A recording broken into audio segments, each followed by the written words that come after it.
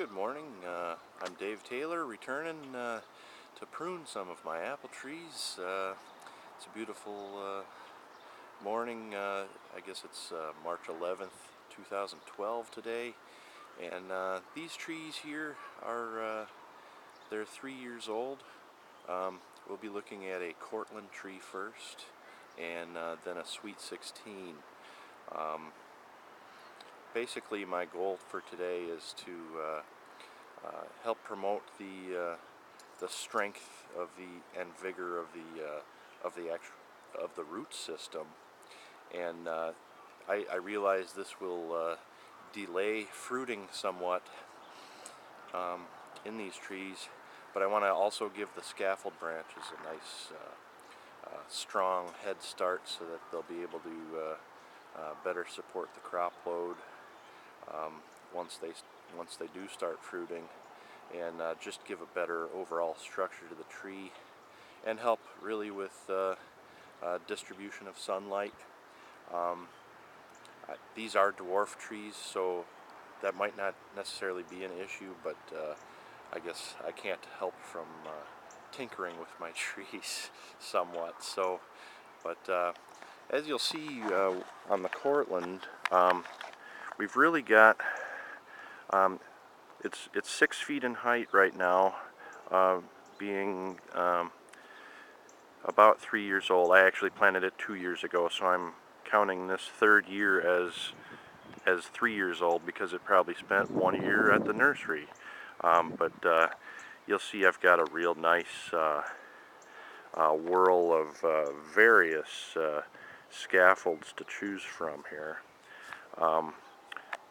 Both on the lower growth, there's 5 of them down there, I think, and then there's an upper 5, and we probably don't need all of those. They are going to start crowding each other out, especially on this one really vigorous branch, and I actually debated whether to prune that, the one right in the center of the screen there.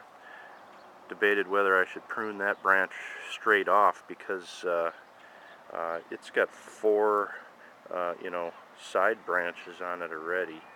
Well, actually 3 side branches and then the 1 leader, and it's got 1 fruit bud on it. But anyways, I'm going to keep that one, but I am going to thin it out. There's just too much going on there. It's going to crowd out the sunlight to this other nice long branch that goes out this way, and so I'll just thin that out a little bit.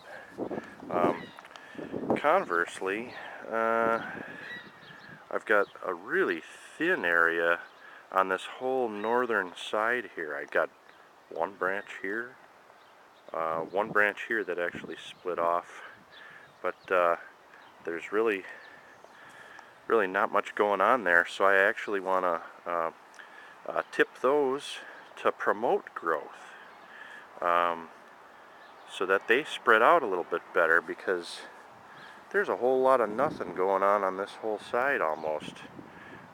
So, and then beyond that,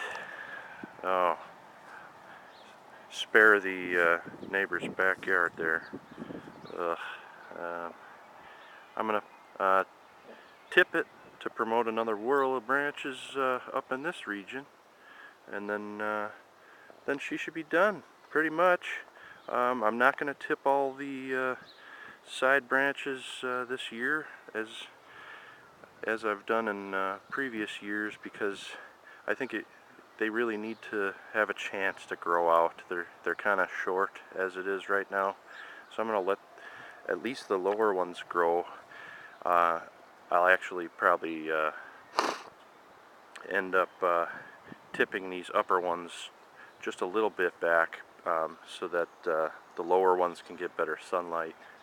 You'll also see that I've attached labels to many of these branches, because I won't be pruning them until I get the scion wood, because I'm going to be grafting. I'll be using saddle grafts to graft on some Dogo crabs here. I don't know how they're going to look relative to the rest of this tree, but heck, if I don't want them, they'll be a nice addition to the cider. This branch here is going to end up being a Hudson's Golden Gem. And I've already got the foxwhelp or foxwhelp, as it were, successfully grafted from last year on there. And the buds are starting to swell on there, so I'm expecting some good growth from that one. So anyways, I wanted to just show you like sort of a before and after sort of a thing. So this is how the tree looks before pruning.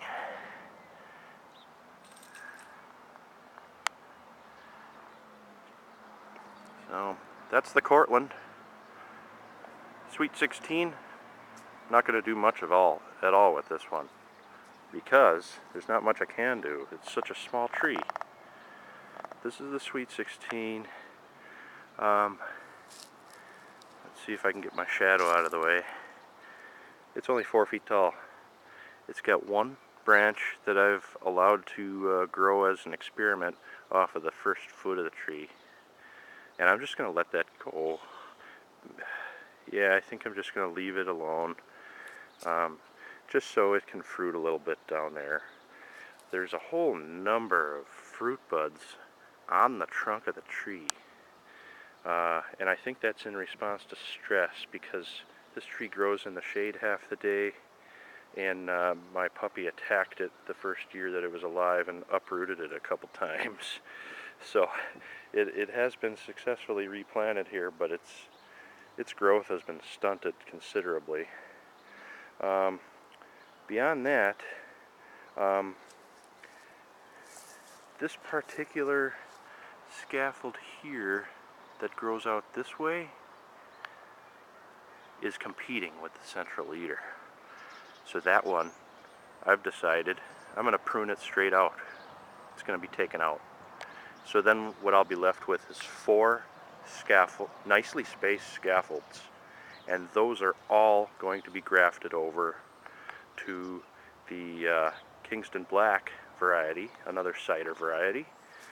And then I'm just going to tip the central leader slightly to promote another whirl of scaffold branches for future years, and that'll be it. This tree will be real easy.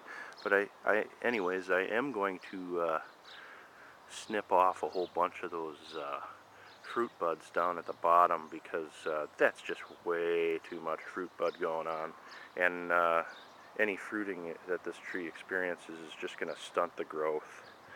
So this is the before pruning video, so you can maybe get a view of how this tree looks here. I don't know how much you can see. It looks pretty bright on the screen here, but anyway, that's me, my orchard, and I'm going to be pruning it. You can see I got my notes and my pruning shears. I don't know if you can see that. There, how's that? So signing off, I'll show you the after video after I'm done pruning. Bye.